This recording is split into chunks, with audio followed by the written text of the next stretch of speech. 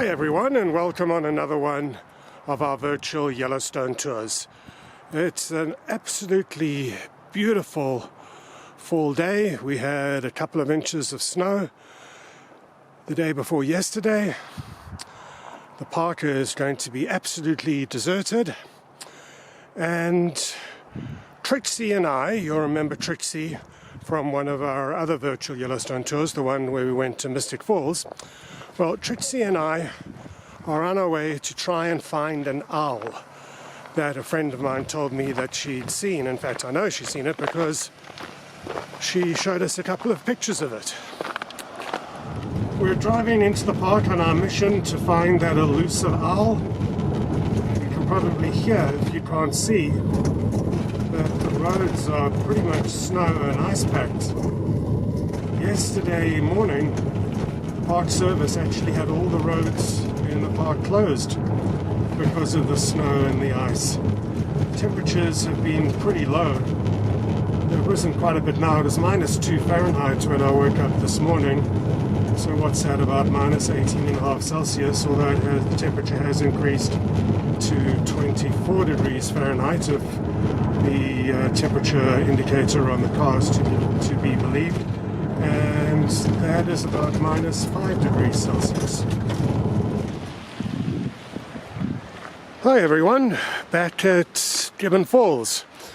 You may have seen our virtual Yellowstone tour of Gibbon Falls in the summer. Well, this is fall. We're getting pretty close to when Yellowstone closes. It's actually a week and a half before the park closes. We had quite a bit of snow 2 nights ago, I think it was.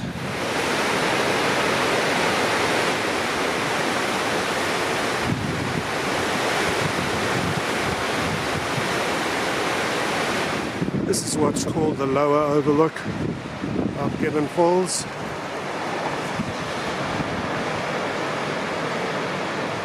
We're now climbing up. We've left Norris behind us. We're on our way to Mammoth. This is the road that splits the Grand Loop Road into 2 massive circles.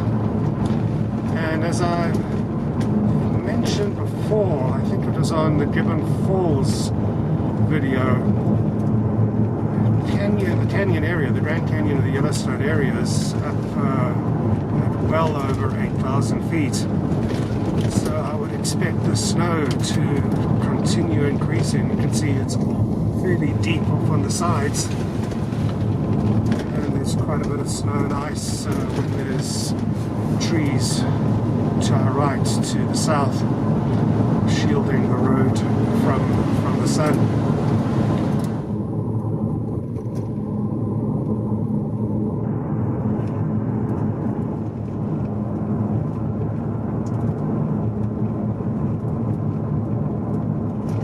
This is what you see at this time of the year, in the late fall, just before the park closes, and also in the early spring at times. The roads can be pretty much snow-covered or ice-covered, and this is only from one snowstorm. And although we are, as I mentioned before, at altitude, up over 8,000 feet, we're dropping down towards Canyon Village. You may be able to see in the background one of the buildings of Canyon over there. And the snow, as I expected, is, I wouldn't say it's reasonably deep, but it's certainly all over the place as we've got to the higher elevations. If we have a look at those mountains in the Gallatin Range over there, they're pretty much snow-packed.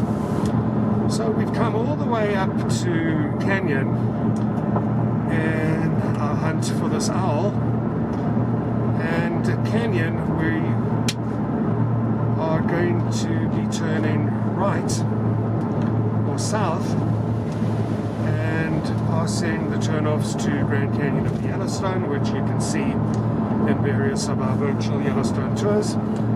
We'll go through the Hayden Valley, and shortly after the Hayden Valley we'll come to Fishing Bridge. And without giving away make too many secrets of where the owl is. It's somewhere in that general area. If we were to carry on straight over here, we would get to Canyon Village. We're going to be turning right. And the road that is coming up on our right would always be closed at this time of the year. It's the road up over Dunraven. But it's been closed all year this year because of road construction. It will be closed next year, which is 2021 as well, and eventually reopen in 2022. This is the north end of the Hayden Valley, and that's a trumpeter swan. The Park Service earlier this week actually released 8 young swans. That isn't one of them. But they released 8 young swans back into the park because the number of trumpeter swans inside the park has been decreasing significantly. We still see trumpeter swans a lot in Island Park, particularly in the winters where there's hundreds of them. They migrate to a certain part of the waters of Island Park.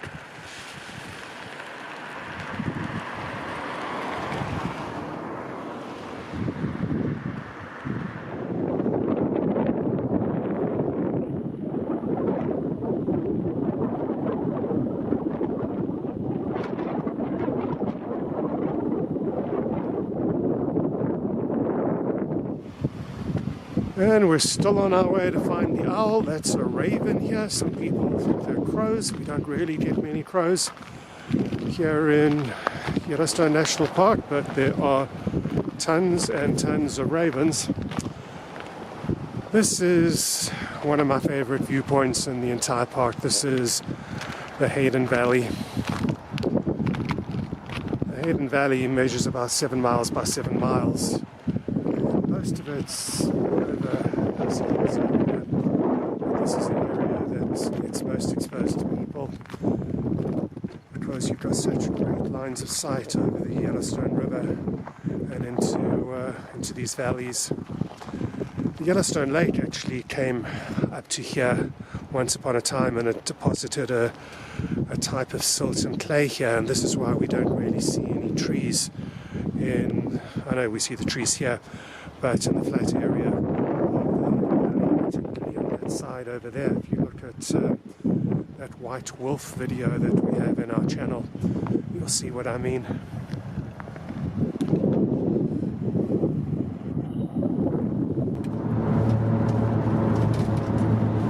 We're approaching the fishing bridge area. If you can see that sign, maybe you can't.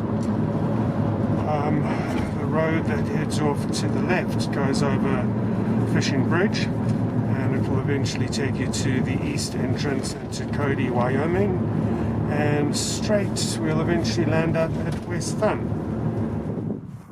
Well, according to my friend Cindy, this is where the owl has been hanging out for the last couple of weeks. It must have heard we were coming because I don't see it anymore. But that's what so often happens. You come into Yellowstone looking for a grizzly bear or an elk, or hoping that a certain geyser is going to erupt, and you don't see it go off, but you see so many other things on the way that any trip into Yellowstone is really a treat.